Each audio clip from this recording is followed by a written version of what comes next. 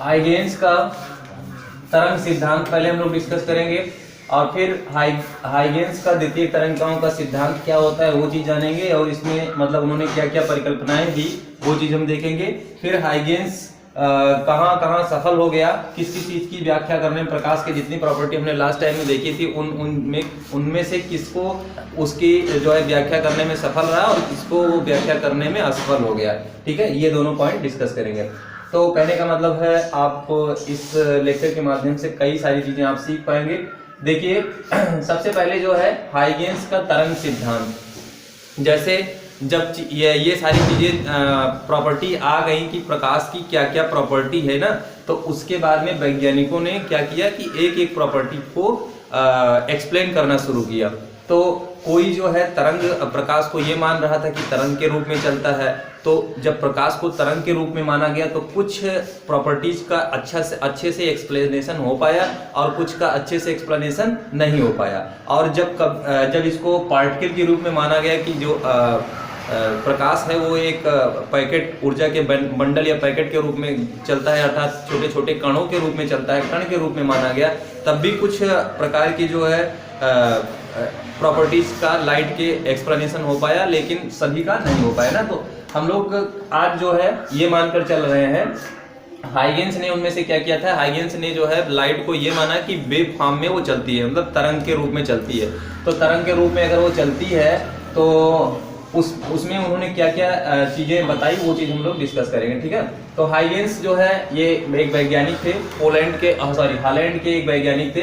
तो 1678 में इन्होंने ये थ्योरी दिया था जिसमें उन्होंने बताया कि जो प्रकाश है वो तरंग के रूप में संचरित होता है। क्या बताया उन्होंने, प्रकाश तरंग के रूप में संचरित होता है। अब जैसे ही उन्होंने कहा कि मतलब प्रकाश तरंग के रूप में संचरित होता है, तो उनके सामने और वैज्ञानिकों ने प्रश्न रख दिया कि भैया आप कह रहे हो तरंग के रूप में संचरित होता है, लेकिन प्रकाश जो है तरंगे होती हैं उनको संचरित होने के लिए माध्यम की आवश्यकता होती है ना। माध्यम, बिना माध्यम के कोई भी तरंग संचरित नहीं हो सकती, ये सही है।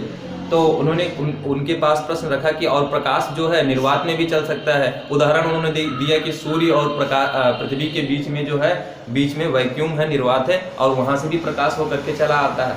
तो आप कह रहे हो तरंग के रूप में चलता है, तरंगों को संचरित होने के लिए माध्यम की जरूरत होती है, और माध्यम तो बहुत जगहों पर होता नहीं, वहां भी प्रकाश चला जाता है। तो कैसे आप कह रहे हो कि मतलब ये तरंग के रूप में संचरित होता है। तब उसके लिए उन्होंने क्या कहा, भाई जब भी प्रश्न रहता है तो वैज्ञानिकों को एक्सप्लेनेशन जब तक नहीं दे पाओ तब तक आपकी थ्योरी जो है मान्य नहीं होगी, परिकल्पनाएं हाइपोथेसिस वैसे रह जाएंगी। तो उसके लिए फिर उन्होंने कहा कि जो है एक सर्वव्यापी माध्यम है, एक ऐसा माध्यम है जो हर जगह रहता है, चाहे वो निर्वात हो, चाहे कोई पदार्थ हो, और कुछ भी, मतलब एवरीथिंग, हर एक जगह पे जो है आपका वो माध्यम रहेगा। और उस माध्यम को उन्होंने काल्पनिक नाम दिया अपना, कहा ईथर, है ना। तो इन्होंने एक सर्वव्यापी माध्यम की परिकल्पना की, ईथर, और कहा कि ये एक ऐसा माध्यम है जो प्रत्येक पदार्थ में आराम से प्रवेश कर सकता है, और इसमें जो प्रकाश है अपना गति करता है, और इसमें प्रकाश की चाल जो होती है आपका 3 × 10⁸ मीटर पर सेकेंड होती है। ये उन्होंने परिकल्पना दी, ये हाइपोथेसिस है, समझ रहे हो ना। परिकल्पना का मतलब ये होता है कि आप कोई चीज़ सोचो और उसको समझाने का, मतलब थ्योरेटिकल रूप से किसी समझाने का प्रयास करो, बस यही चीज़ें होती, सैद्धांतिक रूप से, है ना। तो ये चीज़ें हो गई। अब फिर जब हमने ये चीज़ देख लिया है हाइगेंस का तरंग सिद्धांत, बस उसी को हाइगेंस का तरंग सिद्धांत कहे, हाइगेंस का द्वितीय तरंगिकाओं का सिद्धांत। अब द्वितीय तरंगिकाओं का क्या सिद्धांत था, इसके लिए उन्होंने 3 परिकल्पनाएं दी। ठीक है ना। पहले में हमने देखा कि प्रकाश तरंग के रूप में चलता है, तरंग को संचरित होने के लिए हमें माध्यम की आवश्यकता होती है। हाइगेंस ने कहा एक सर्वव्यापी माध्यम ईथर होता है जो काफी हल्का होता है, डेंसिटी उसकी काफी कम होती है, जिसके कारण वो प्रत्येक पदार्थ में जो है प्रवेश कर सकता है, और इसमें प्रकाश की चाल जो है 3 × 10⁸ मीटर पर सेकेंड होती है। ठीक है ना। ये सिद्धांत हो गया हाइगेंस का तरंग सिद्धांत। दूसरा पॉइंट हम देख रहे हैं हाइगेंस का द्वितीय तरंगिकाओं का सिद्धांत। इसमें इन्होंने 3 पॉइंट दिए थे। पहला पॉइंट क्या था, पहला पॉइंट तो यही था कि जब भी प्रकाश तरंगे किसी स्रोत से निकलती हैं तो वो सभी संभव दिशाओं में फैल जाती हैं, और उसके बाद में जो चूंकि सोर्स होता है, जो वहाँ एनर्जी होता है, ट्रांसफॉर्मेशन ऑफ एनर्जी, तो इसका मतलब ये हुआ कि एनर्जी निकलती है तो जो माध्यम के कण रहते हैं सबको एनर्जी मिल जाती है।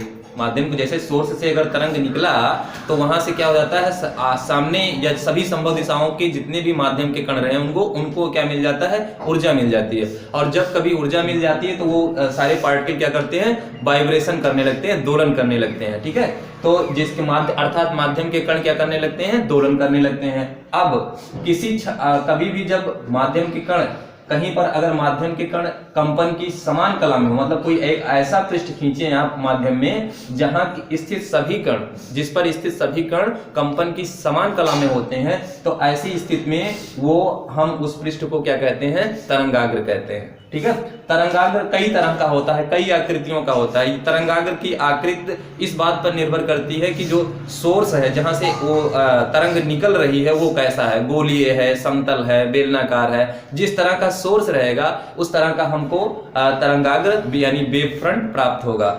अब मान लेते हैं कि हमारे पास ये कोई गोलीय तरंगाग्र है, तो जब हमारे मान लेते हैं कोई बिंदु स्रोत है, तो बिंदु स्रोत से हमेशा गोलीय तरंगाग्र निकलेगा।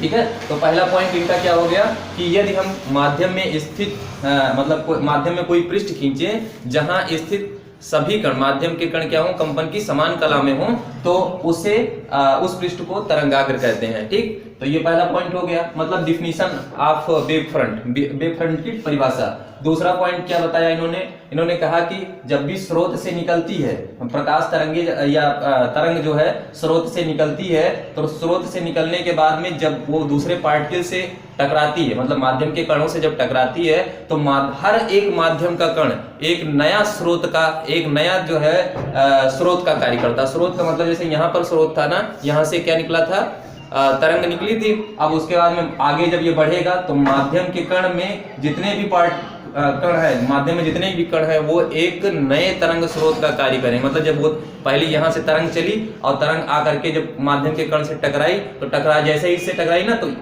अब इसको क्या लगेगा, अब इसको लगेगा कि भाई तरंग यहाँ से नहीं निकल रही थी, कहाँ से निकल रही है, यहाँ से निकल रही है, जिससे उनका वेलोसिटी कभी भी घटता नहीं है, क्योंकि यहाँ से जो एनर्जी मिली थी उतनी एनर्जी यहाँ हो गई, उतना ही एनर्जी अगले पार्टिकल को हो गई, तो कभी एनर्जी इसकी कमी नहीं होती, अर्थात ये लगातार जो है चलता रहता है। तो इन्होंने कहा कि जो ये माध्यम के कण होते हैं वो एक नए तरंग स्रोत का कार्य करते हैं और वहां से एक नई तरंगें निकलती हैं। ठीक है, नई तरंगें निकलती हैं, इन नई तरंगों को द्वितीयक तरंगिकाएं कहते हैं। इन नई तरंगों को क्या कहते हैं, द्वितीयक तरंगिकाएं कहते हैं। तो ये दूसरा पॉइंट हो गया। अब मान लो यहाँ पर अगर कोई स्रोत ऐसा रहे कि जो है गोलीय हो, है ना, कोई स्रोत बिंदु स्रोत हो, तो वहां से हमेशा क्या निकलेगा, गोलीय तरंगाग्र निकलेगा। लेकिन ये गोलीय तरंगाग्र ज्यादा समय तक नहीं रहेगा। जैसे जैसे ये आगे बढ़ता जाएगा, कुछ दूरी जाने के बाद में क्या हो जाएगा, ये समतल तरंगाग्र हो जाएगा, कुछ इस रूप में हो जाएगा। बात समझ रहे हो ना। और तीसरा पॉइंट उन्होंने बताया था, तीसरा पॉइंट ये बताया कि अगर आपके पास कोई स्रोत है, स्रोत से किसी क्षण मान लीजिए जो एक ही माध्यम में जो चाल रहेगी वो इस तरंग की मान लेते हैं b है, तो b 20 वेग से अगर ये तरंगिकाएं चल रही हैं, ये b वेग से जो वेव फ्रंट है हमारा वो चल रहा है, और t समय बाद तो ये कुछ ना कुछ दूरी तय कर लेंगी, अर्थात कितनी दूरी तय कर लेंगी, bt दूरी तय कर लेंगी, है ना, क्योंकि दूरी बराबर 4 गुणे समय होता है। तो इस तरह से bt दूरी जब ये तय कर लेंगी, मान लो यहाँ से निकली थी और यहाँ पर ये है ab है, AB कोई क्या है, गोलीय तरंगाग्र मान लेते हैं, AB कोई गोलीय तरंगाग्र है, ये आप देख रहे हो ना, ये आपका एक गोलीय तरंगाग्र है, ये गोलीय तरंगाग्र है। ठीक है, और अगर ये गोलीय तरंगाग्र है तो उस स्थिति में क्या होगा कि b वेग से ये चल रहा था और t समय बाद, अगर t समय बाद मैं देख रहा हूं तो ये इतनी डिस्टेंस कवर कर लेगा, ये इतनी, यानी ये BT डिस्टेंस होगी। और BT डिस्टेंस के बाद में ये जो है हम एक अगर यहाँ पर एनवेलोप खींचे, है ना, क्या एनवेलोप खींचेंगे, अगर एक हम यहाँ पर एनवेलोप खींचेंगे, यानी अंग्रेजी में इसको एनवेलोप बोलते हैं, तो वो एनवेलोप जो होगा, मतलब यहाँ पर जैसे में गोलीय था तो ये एक पार्टिकल के रूप में इन सबको हम ऐसे खींचेंगे, तरंगिकाएं, द्वितीयक तरंगिकाएं 1 2 3 4 5 6, ये ना द्वितीयक तरंगिकाएं हैं, और इनको स्पर्श करता हुआ अगर हम कोई एनवेलोप खींचेंगे, इनको स्पर्श करता हुआ कोई एनवेलोप खींचेंगे, देखिए मैंने यहाँ पे खींचा हुआ है, ये इनको स्पर्श करता हुआ कोई एनवेलोप जब खींचेंगे, उस एनवेलोप का नाम मैं दे दे रहा हूँ A', B'। तो ये A', B' जो होगा तरंगाग्र की नई स्थिति को प्रदर्शित करेगा। बात समझ रहे हो ना। तरंगाग्र की नई स्थिति को प्रदर्शित करेगा, अर्थात अब तरंगिकाएं जो है यहाँ से एक नए स्रोत के रूप में निकलेंगी। ठीक है, ये गोलीय के रूप में अगर रहेगा ऐसा होगा, और अगर मान लीजिए आपका स्रोत एक ही दिशा में इंगित है तो उस तरह से ये बेलनाकार हो जाएगा। बेलनाकार होने की स्थिति में ये आपका ए बी है, ये आपका ए बी है, और यहाँ पर जो मिलेगा ए डैश बी डैश होगा।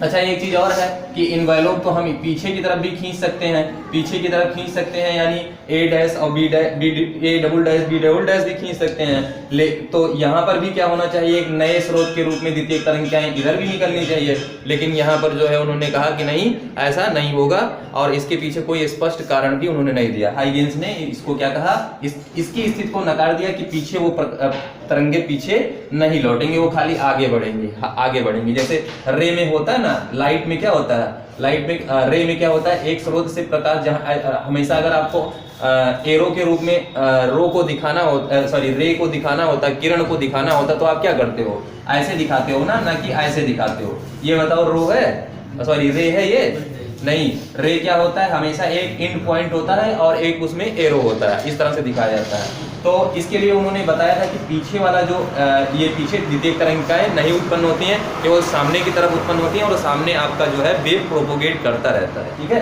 तो ये तीनों पॉइंट हो गए जो हाइगेंस के द्वितीय तरंगिकाओं का सिद्धांत था। और उसके बाद में हाइगेंस के तरंग सिद्धांत की सफलताओं के विषय में अगर हम बात करें तो तरंग सिद्धांत की सफलताएं जो है, पहली बात तो इसने अच्छे से एक्सप्लेन कर दिया, जो हम लोग अभी आगे देखने वाले हैं, अपवर्तन और परावर्तन की स्पष्ट व्याख्या इन्होंने कर दी। उसके बाद में दूसरा जो पॉइंट था, दूसरा पॉइंट है, इन्होंने जो है व्यतिकरण और विवर्तन का भी अच्छे से व्याख्या कर दिया। मतलब चार घटनाओं को इन्होंने अच्छे से व्याख्या कर दिया with the help of wave front, है ना, या आप कह सके कि लाइट को वेव फॉर्म के रूप में मान करके चार घटनाओं का एक्सप्लेनेशन इन्होंने किया। कौन कौन सी घटनाएं, अपवर्तन, परावर्तन, व्यतिकरण, विवर्तन। ठीक है, अब फिर देखते हैं विफलताएं।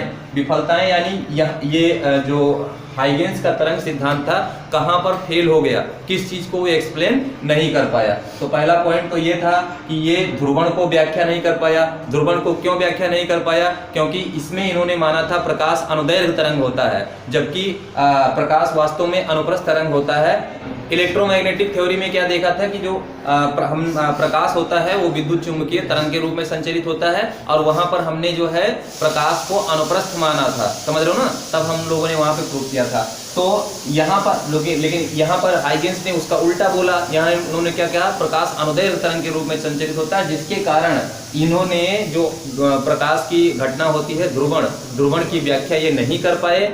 और ना बाद में जो है जब प्रकाश को अनुप्रस्थ माना गया तो ध्रुवण को भी अच्छे से एक्सप्लेन कर दिया गया। ठीक है, और इसके बाद में जो दूसरी चीज थी कि जो माइकल मोरले थे, उन्होंने अपने एक्सपेरिमेंट के द्वारा सिद्ध करके दिखा दिया कि कोई भी सर्वव्यापी माध्यम, ऐसा कोई माध्यम नहीं होता है ना। तो ये चीज यहाँ पर गड़बड़ हो जाती है इनकी। और उसके बाद में जो तीसरा पॉइंट था वो प्रकाश वैद्युत प्रभाव था। प्रकाश वैद्युत प्रभाव जो है, प्रकाश वैद्युत प्रभाव यानी फोटो इलेक्ट्रिक इफेक्ट की का एक्सप्लेनेशन ये थ्योरी नहीं कर पाया, क्योंकि फोटो इलेक्ट्रिक इफेक्ट जो है उसकी व्याख्या तभी की जा सकती है जब वेव प्रकाश को वेव नेचर ना मान करके पार्टिकल नेचर मानते हैं, तब वहां पर वो अच्छे से एक्सप्लेन कर पाते हैं। बात समझ में आया भैया?